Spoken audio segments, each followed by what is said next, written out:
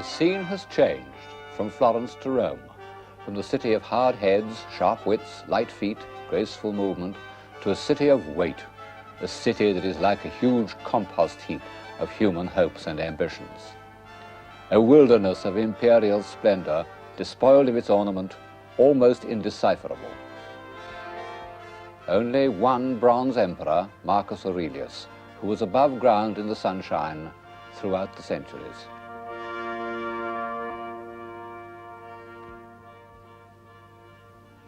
And as you see, the scale has changed.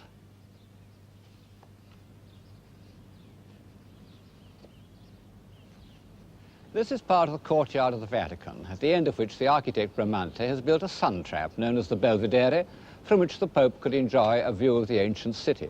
And it's in the form of a niche. But instead of being designed to hold a life-size statue, as it would have been 50 years earlier, it is enormous. In fact, it has always been known as Il Nicchione, the monster niche. It's the outward and visible sign of a great change that overcame the civilization of the Renaissance in about the year 1500. This is no longer a world of free and active men, but a world of giants and heroes. A world of giants. This bronze pine cone, and it really is a big pine cone, came from that earlier world of giants, antiquity. It was supposed to have been the point at which the chariots turned in their races round the hippodrome. And since in that hippodrome many Christian martyrs were put to death, it was here that the Christian church elected to make its headquarters. Huge, cloudy concepts compared to the sharp focus of Florence. But in Rome, they weren't so cloudy after all, because the huge buildings of antiquity were there. Very much more of them than we have today. Even after 3 centuries in which they were used as quarries, and in which our sense of scale has expanded, they still are surprisingly big. In the Middle Ages, men had been crushed by this gigantic scale. They said that these buildings must have been the work of demons, or at best they treated them simply as natural phenomena, like mountains, and built their huts in them, as who should take advantage of a ravine or sheltering escarpment. Rome was a city of cowherds and stray goats, in which nothing was built except a few fortified towers from which the ancient families carried out their pointless and interminable feuds. Literally interminable, because they're still quarreling today. But by 1500, the Romans had come to realize that these mountainous ruins had been built by men. The lively, intelligent individuals who created the Renaissance, bursting with vitality and confidence, they weren't in a mood to be crushed by antiquity. They meant to absorb it, to equal it, to master it. They were going to produce their own race of giants and heroes. The scene has changed to Rome also for political reasons. After years of exile and adversity, the sovereign pontiff has returned to his seat of temporal power. Temporal power that meant so much to the popes of the 16th century, but of course are completely abandoned today. Now the Pope is solely a religious leader.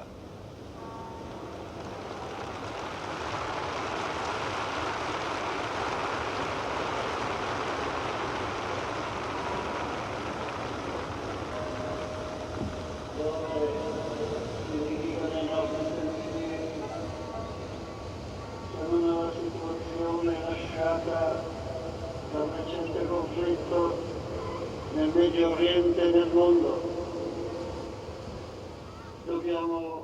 In what is commonly described as the decadence of the papacy, the popes were unusually able men who used their international contacts, their great civil service, their increasing wealth in the interests of civilization.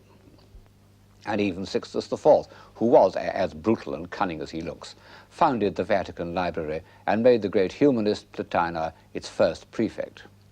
And here we see, for the first time, the splendid head of the young cardinal who, more than any man, was destined to give the high Renaissance its heroic direction, Giuliano della Rovere.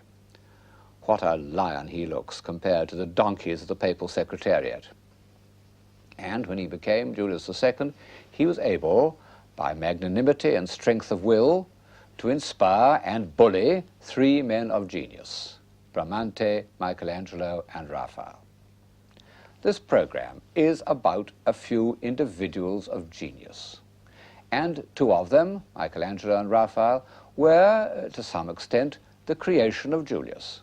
Without him, Michelangelo would not have painted the Sistine ceiling, nor would Raphael have decorated the papal apartments. And so we should have been without two of the greatest visible expressions of spiritual power and humanist philosophy. Well, this splendidly over life-size character conceived a project so audacious, so extravagant, that to this day the very thought of it makes me feel slightly jumpy. He decided to pull down old St. Peter's. It was one of the largest and most ancient churches in the world, certainly the most venerable, because it stood on the place where St. Peter was supposed to have been martyred. Julius decided to pull it down and put in its place something even larger and more splendid. In his thoughts for the new building, he was influenced by two Renaissance ideals. It must be based on perfect forms, the square and the circle, and it must be on a scale that surpassed even the grandiose ruins of antiquity. And he called on Bramante to provide a plan. He didn't get very far with it. You know, great movements in the arts, like revolutions, don't last for more than about 15 years. After that, the flame dies down. The people prefer a cozier glow. Julius II was Pope for only 10 years. St. Peter's wasn't completed till almost a century after his death. But the first step in this visible alliance between Christianity and antiquity was taken when Julius decided to pull down the old basilica and rebuild it in rivalry with the enormous remains of Roman architecture. In the 15th century, Greco-Roman sculpture had become a shining, almost inaccessible model to the more adventurous artists, and collectors had begun to compete for fine examples. The greatest prize in the papal collection was the Apollo of the Belvedere, an ideal of godlike beauty. But for some time, these discoveries didn't influence their mental picture of antiquity. As they read the ancient authors with passionate attention, they wrote to each other in Latin. But although their minds were full of antique literature, their imaginations remained entirely Gothic. When the average painter set out to depict a scene of ancient history or legend, as in this picture of the Rape of Helen, he did so in the costume of his own time, with dainty, fantastical movements which show not the slightest consciousness of the physical weight and the flowing rhythms of antiquity.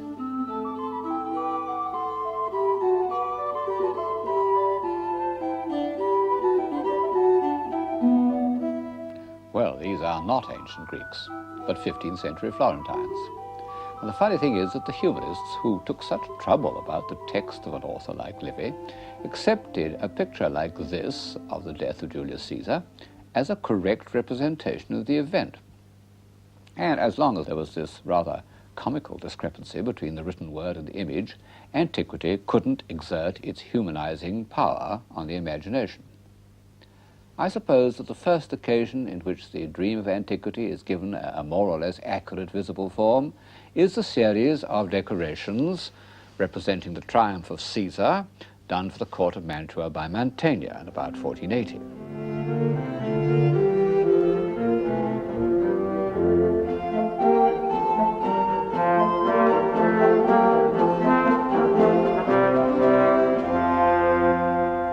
It's a piece of romantic archaeology. Mantegna has rummaged passionately in the ruins of ancient Roman towns to find evidence for the shape of every vase or of a Roman trumpet. But he has subordinated all his antiquarian knowledge to a superb feeling for the drive and discipline of Rome.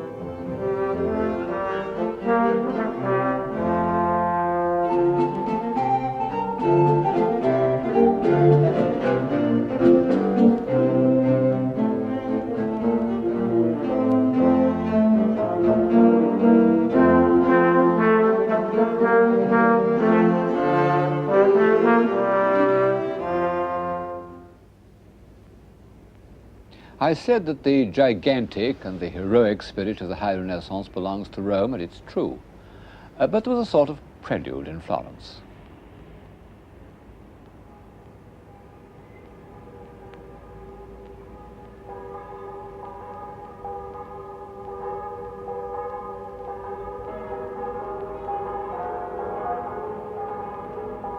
The Medici, who had been the rulers of Florence for the last 60 years, had been kicked out in 1494, and the Florentines had established a republic.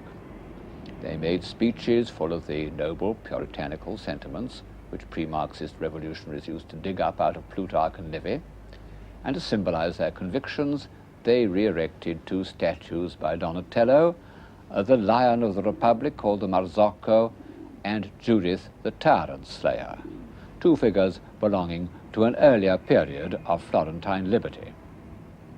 And the city fathers also commissioned various works of art on heroico-patriotic themes, and one of them was a gigantic figure of David, the free, pure-hearted youth who had killed the giant of corruption.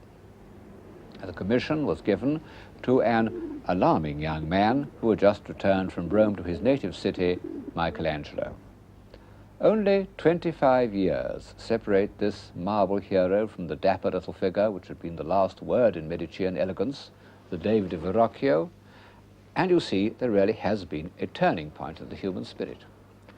The Verrocchio is light, nimble, smiling, and clothed. The Michelangelo, this is the original, the one you saw on the piazza was a copy, the Michelangelo is vast, defiant, nude. It's rather the same progression that we'll see again in music between Mozart's Figaro and Beethoven's Fidelio.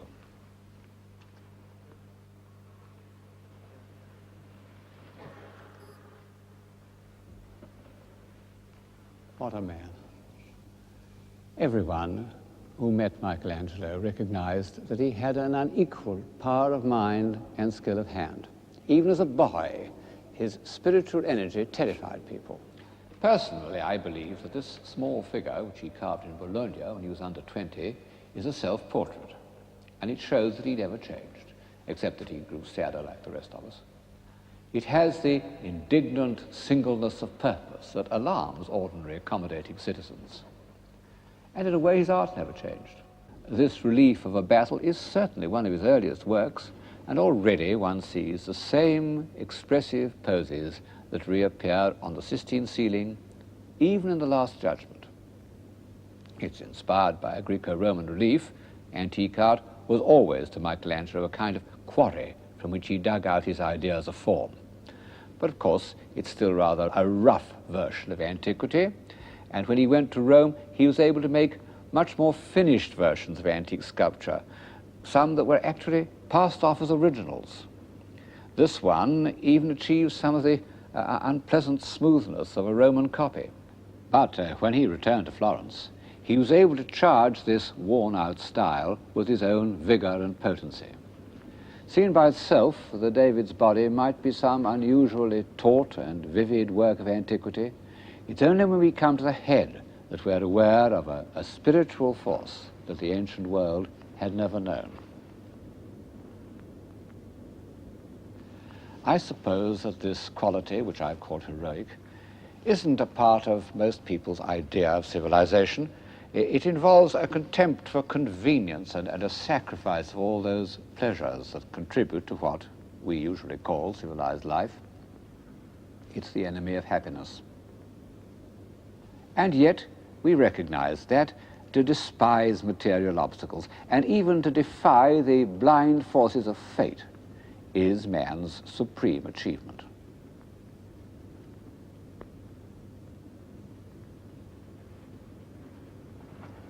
And after all, we see that he's expressed this by the body no less than by the head, by this living cage of ribs, by those tense architectural muscles of the pelvis.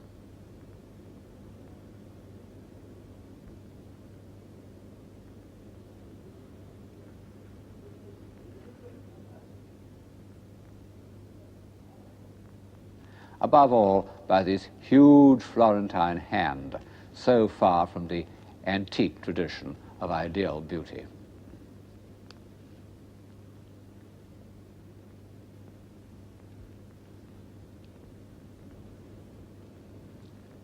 And since, in the end, civilization depends on man extending his powers of mind and spirit to the utmost, we must reckon the appearance of Michelangelo's David as one of the great events in the history of Western man. And this brings us back to Rome and to the terrible Pope. In fact, I'm sitting in the papal garden in the Vatican. Julius II wasn't only ambitious for the Catholic Church, he was ambitious for Julius II. And in his new temple, he planned to erect the most grandiose tomb of any ruler since the time of Hadrian. It was a staggering example of superbia, what we call megalomania. And Michelangelo at that time wasn't without the same characteristic. I needn't go into the question of why the tomb was never built. There was a quarrel. Heroes don't easily tolerate the company of other heroes. Nor does it matter to us what the tomb was going to look like. All that matters is that some of the figures made for it survive, and they are something new to the European spirit, something that neither antiquity nor the great civilizations of India and China had ever dreamt of. As a matter of fact, the two most finished of them were derived from antiques. But Michelangelo has given them a complex inner life that was almost unknown in antiquity. And he has made them convey their emotional conflicts by the action of their bodies. They're conceived as captives, bound captives. One of them struggling to be free from what? From mortality, from the weight of his muscle-bound body, derived, as we know, from a Roman figure of a boxer, and the other sensuously resigned, half in love with easeful death. Michelangelo had in mind a Greek figure of the dying son of Niobe. These two are carved in the round, but the others, assuming they were part of the same set, are unfinished. Their bodies emerge from the marble with the kind of premonitory rumbling that one gets in the Ninth Symphony, and then sink back into it.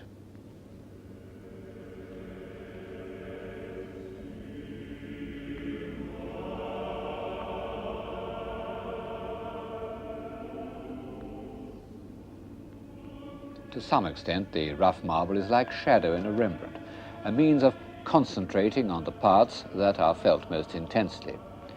But it also seems to imprison the figures. In fact, they're always known as the prisoners, although there's no sign of bonds or shackles.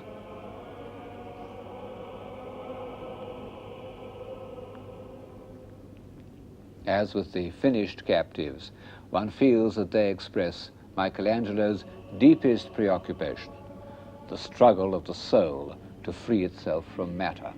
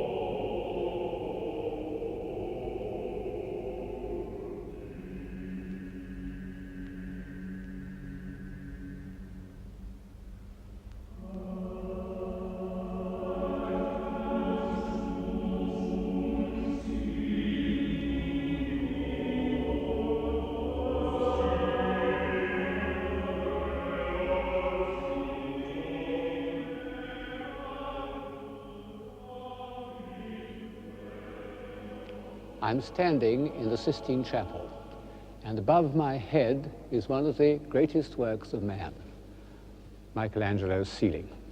People sometimes wonder why the Italian Renaissance didn't make more of a contribution to philosophy. The answer is that the most profound thought at the time wasn't expressed in language, but in painting, just as in the early 18th century it was expressed through music. And of this truism, the chief example is Michelangelo's ceiling. We owe it to Julius II. Ever since Michelangelo's earliest biography, the Pope has been blamed for diverting his energies from the tomb on which he'd set his heart and putting him to work on the painting of the Sistine ceiling. It was even said to be a plot devised by his enemies. Well, I think it was a stroke of inspiration. The original project of the tomb included almost 40 marble figures, over life size. How could Michelangelo ever have done it? It's true that he carved marble faster than any mason, but even with his heroic energy, the tomb would have taken him 20 years, during which time his mind was changing and developing. And the very fact that in the ceiling he decided to depict scenes, not simply to concentrate on single figures, allowed him a range of experience which would hardly have been possible in the more concentrated medium of sculpture. Look at this woman holding her child in front of her, and these piled up men looking across the flooded landscape. And this wretched woman lying there in misery, abandoned. All these show a human side of Michelangelo, which will scarcely appear again. The ceiling also allowed him to express his thoughts about the divine plan. But were they his thoughts? We know in most philosophical paintings of the Renaissance, the ideas were suggested by poets and theologians. But in one of Michelangelo's letters, he says that the Pope had told him to paint what he liked. So I suppose that the subject of the ceiling was largely his own idea. And perhaps this is one of the reasons why it's so difficult to interpret. It's an extremely complex work.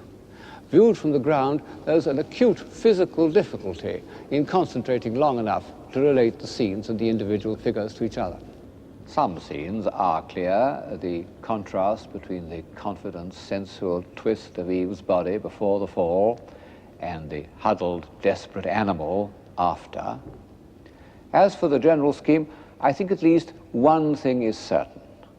The Sistine ceiling passionately asserts the unity of man's body, mind, and spirit. You can admire the ceiling from the point of view of the body, as 19th century critics used to do, who looked first at the so-called athletes, or from the point of view of the mind, as one does when one looks at those great embodiments of intellectual energy, the prophets and sibyls. But when one looks at the sequence of stories from Genesis, I think one feels that Michelangelo was chiefly concerned with the spirit. As narrative, they begin with the creation and end with the drunkenness of Noah. But Michelangelo compels us to read them in reverse order, and indeed they were painted in the reverse order. Over our head as we enter the chapel is the figure of Noah, where the body has taken complete possession. At the other end, over the altar, is the Almighty dividing light from darkness, in which the body is being completely transformed into a symbol of the spirit, and even the head, with its too evident human associations, has become indistinct. In between these scenes comes the central episode, the creation of man. It's one of those rare works which are both supremely great and wholly accessible, even to those who don't normally respond to works of art. Its meaning is clear and impressive at first sight, and yet the longer one knows it, the deeper it strikes. Man, with a body of unprecedented splendor, is reclining on the ground in the pose of all those river gods and wine gods of the ancient world who belonged to the earth and did not aspire to leave it. He stretches out his hand so that it almost touches the hand of God, and an electric charge seems to pass between their fingers. Out of this glorious physical specimen, God has created a human soul. Behind the Almighty, in the crook of his arm, is the figure of Eve, already in the Creator's thoughts, and already one feels a potential source of trouble. It's possible, I think, to interpret the whole of the Sistine ceiling as a poem on the subject of creation, that godlike gift which so much occupied the thoughts of Renaissance man. After God has brought Adam to life, come those scenes of the Almighty in the act of creation, which form a sort of crescendo, the movement accelerates from one scene to the next. First of all, God dividing the waters from the earth, and the Spirit of God moved upon the face of the waters. I don't know why these words give one such a feeling of peace, but they do. And Michelangelo has conveyed it by a tranquil movement, a gesture of benediction. Then in the next scene, the creation of the sun and moon, he doesn't bless or evoke, but commands, as if dealing with these fiery elements required all his authority and speed. And to the left, he switches off the scene to create the planets.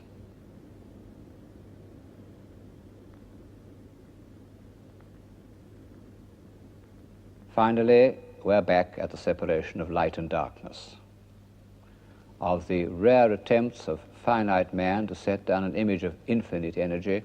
This seems to me the most convincing. One might even say the most realistic, because photographs of the formation of stellar nuclei show very much the same swirling movement.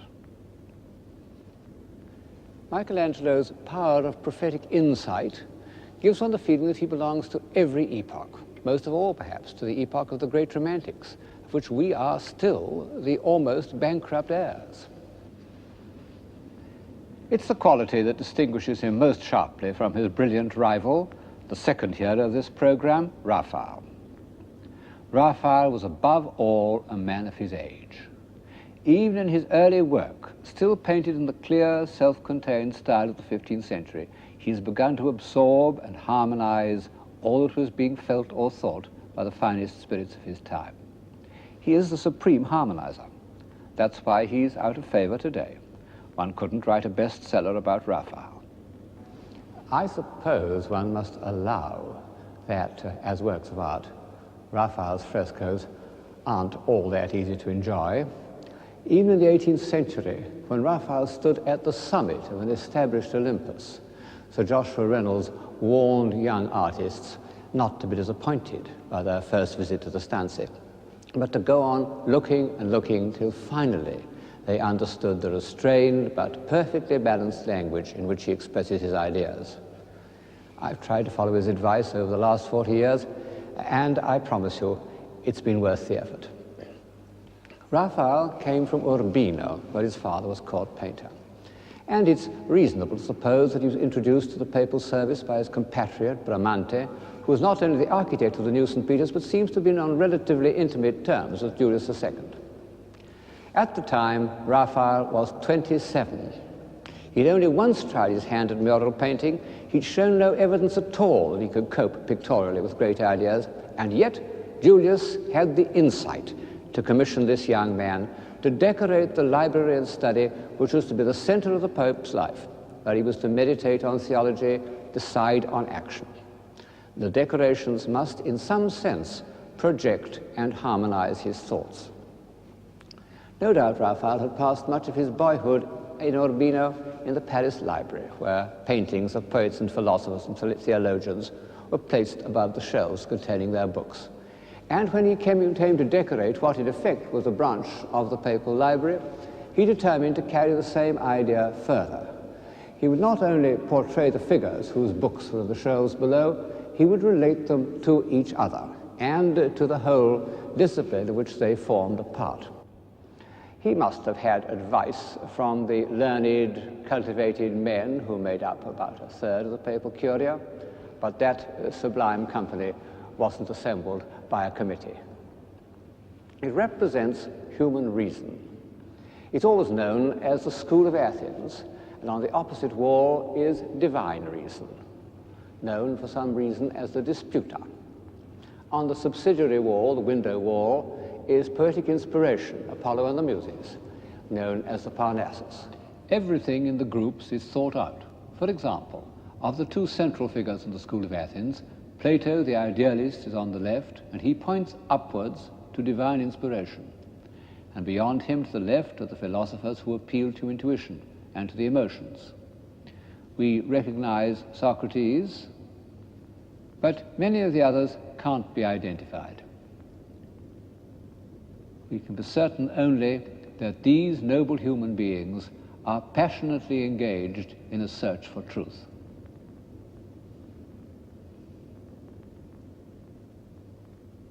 To the right is Aristotle, the man of good sense, holding out a moderating hand, and beside him are the representatives of rational activities, logic, grammar, and geometry.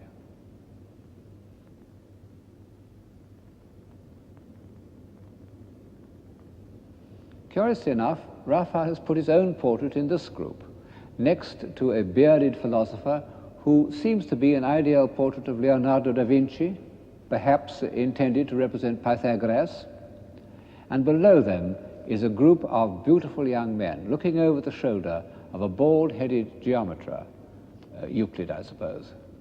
He is certainly a portrait of Bramante, and it's fitting that he should be there because the noble piece of architecture in which these representatives of human reason are assembled must, I think, represent Bramante's dream of the new St. Peter's.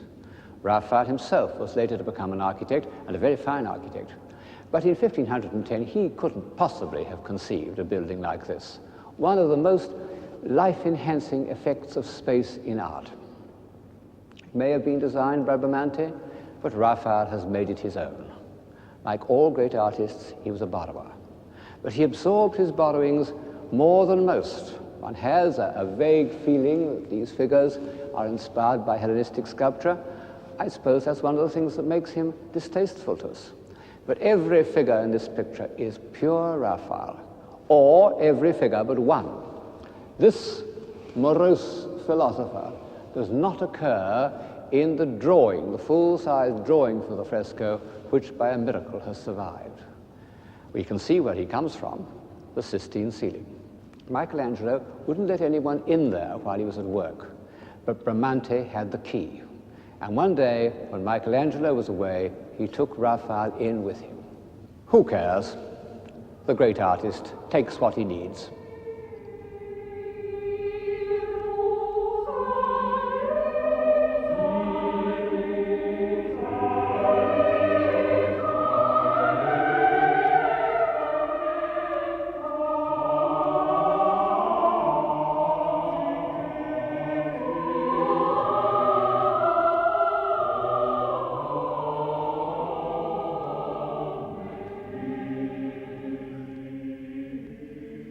While human reason is rooted to the earth, divine wisdom floats in the sky above the heads of those philosophers, theologians, and church fathers who have tried to interpret it.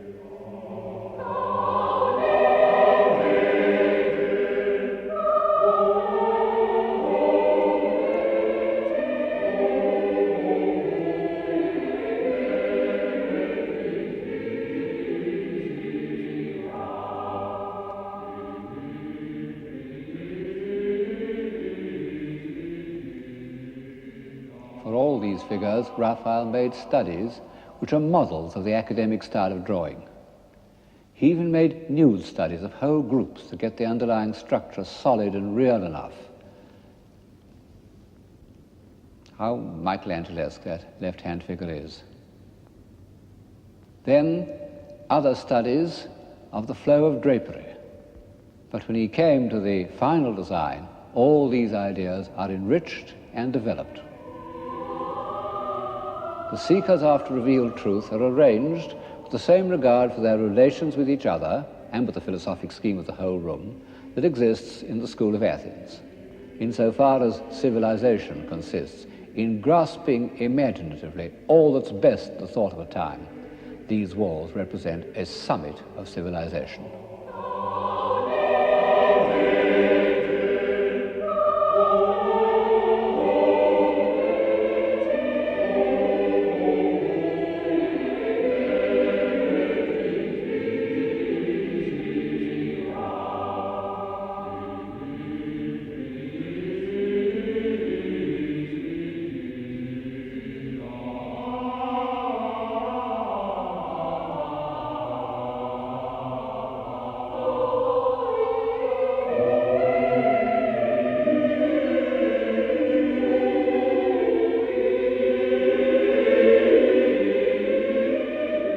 If only we feel Raphael had more often allowed himself this vein of sensuous poetry, which in its way is quite as civilizing as his intellectual abstractions. Michelangelo took no interest in the opposite sex. Leonardo thought of women solely as reproductive mechanisms. but Raphael loved the girls as much as any Venetian. Soon after this portrait was painted, Julius II died, and his successor, Leo X, doesn't look at all like a hero. I suppose Raphael tried to make this portrait as flattering as possible, but what a contrast to the old warrior. Raphael remained on in the papal service and was asked to do everything from the rebuilding of St. Peter's to the decoration of a very pagan bathroom for Cardinal Bibbiena. Of course, he couldn't do it all himself. For such a project as the Loggia of the Vatican, one must imagine him making dozens of slight sketches, handing them out right and left to his brilliant young pupils, really young. Giulio Romano was only 16. Someone said of Courbet that he produced pictures as an apple tree produces apples. The same is true of Raphael, except that his apples were fruits of the imagination and sometimes achieved such grace and finality that they stamped themselves in the European mind for 300 years. However, one of the commissions of this period had a more questionable influence. This was a series of designs for the tapestries which were to be hung in the Sistine Chapel. With the thought of Michelangelo's ceiling above them, Raphael took a lot of trouble about them, and of course they are masterpieces. Masterpieces of composition in the tradition of the early Florentines, masterpieces of elevated imagination. But their very nobility was dangerous. They are concerned with the lives of the apostles, Peter and Paul.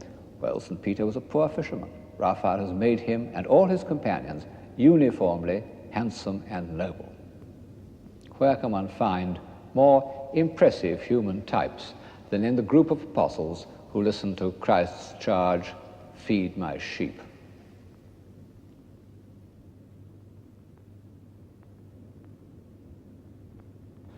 It may be good for us to leave our daily chores and move in high company for a short time, but this convention by which the events in biblical or secular history could be enacted only by magnificent physical specimens, handsome and well-groomed, went on for too long, till the middle of the 19th century, in fact.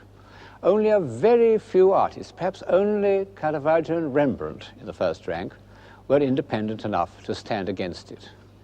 And I think that the convention, which was an element in the so-called grand manner, became a deadening influence on the European mind. It deadened our sense of truth, even our sense of moral responsibility, and led, as we see in modern art, to a hideous reaction. In the autumn of 1513, soon after the death of Julius, there arrived in the Belvedere, almost exactly where I am now, one more giant, Leonardo da Vinci. Historians used to speak of him as a typical Renaissance man, a kind of successor to Alberti. Well, that's a mistake. In fact, he belongs to no epoch. He fits into no category. And the more you know about him, the more utterly mysterious he becomes. Of course, he had certain Renaissance characteristics. He loved beauty and graceful movement. He shared, or even anticipated, the megalomania of the early 16th century. The horse that he modeled as a memorial to Francesco Sforza was 26 feet high. He made schemes for diverting the river Arno that even modern technology couldn't accomplish. And then, of course, he had, to a supreme degree, the gift of his time for recording and condensing whatever took his eye. But all these gifts were dominated by one ruling passion, which was not a Renaissance characteristic: curiosity. He was the most relentlessly curious man in history. Everything he saw made him ask why and how, particularly how. And he's left his answers in thousands of sheets of paper and scores of notebooks. I've got in my hands the facsimile of one of these, manuscript B. It deals with practical problems, mill wheels, toothed wheels, ratchets, architecture, a tower for the ducal palace in Milan, the Castello Sforzesco, a church in the style of his friend Bramante. Leonardo was obsessed with the idea of putting a round dome onto a square base, and a stable for the Duke of Milan's famous horses. Very grand stable, the hayloft above, the feeding bars on either side, and a drainage system down the middle.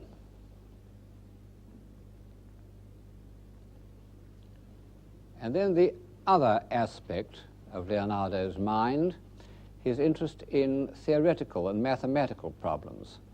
This you see in a manuscript called Manuscript A, where he's studying the light falling, the action of light falling on a sphere, and the interruption of light, forming this continuous modeling. It looks abstract enough, but in fact it was the theoretical study of light falling on a sphere that enabled Leonardo to achieve the incredibly precise, scientifically precise, continuous modeling of the head of the Mona Lisa. You can see from these manuscripts that Leonardo's curiosity was matched by an indefatigable energy. He's never satisfied with a single answer. He goes on asking the same question again and again, worrying it, restating it, countering imaginary antagonists, till the reader is absolutely worn out. Fortunately, he also left answers in the form of drawings, which are, or appear to be, easier to take in. One can enjoy them for the way in which his eye grasps each form and his hands set it down with a unifying rhythm. But one mustn't forget that they are all, or nearly all, answers to questions. How does one stream of water deflect another? What is the cause of whirlpools? How are rocks formed? What is the reason for stratification? How do storm clouds build up? How do trees mass together? How does a twig support its load of acorns? How do blackberries mass on a branch? Why do the leaves of a Star of Bethlehem resemble the movement of water?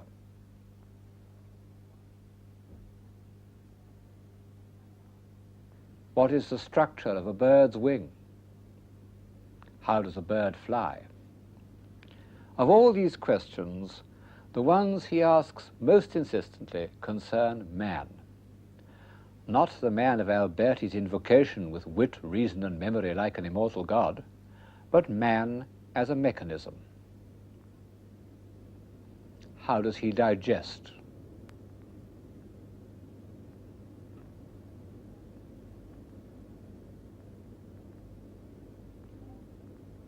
How does the heart pump blood?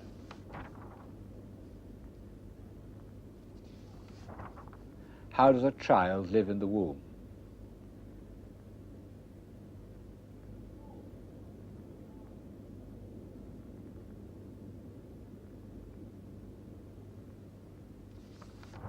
How does he speak? Is it by using his throat muscles or his tongue? And finally, why does he die of old age?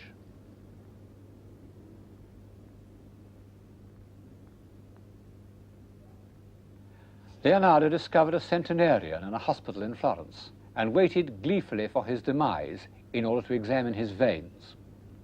Every question demanded dissection, and every dissection was drawn with marvelous precision.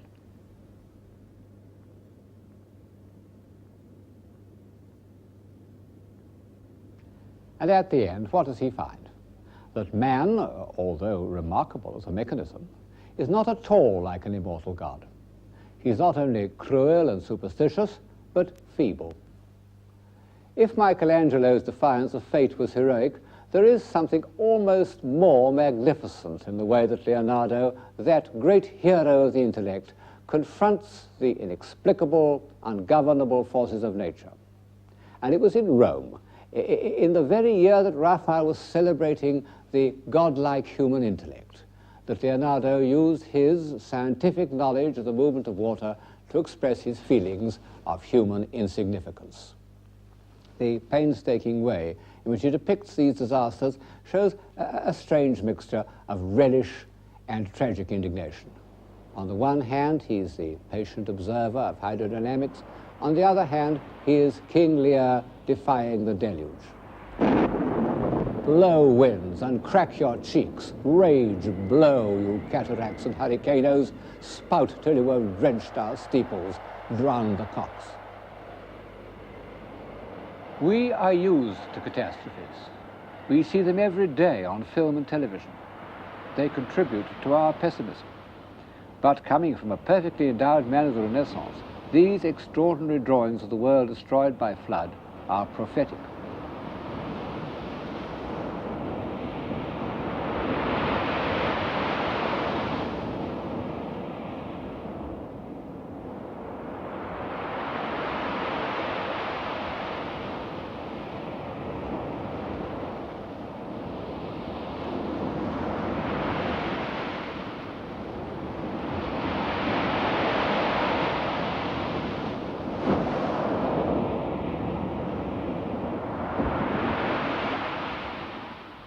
The golden moment was almost over. But while it lasted, man achieved a stature that he's hardly ever achieved before or since, because to the humanist virtues of intelligence was added the quality of heroic will. For a few years it seemed that there was nothing which the human mind couldn't master and harmonize.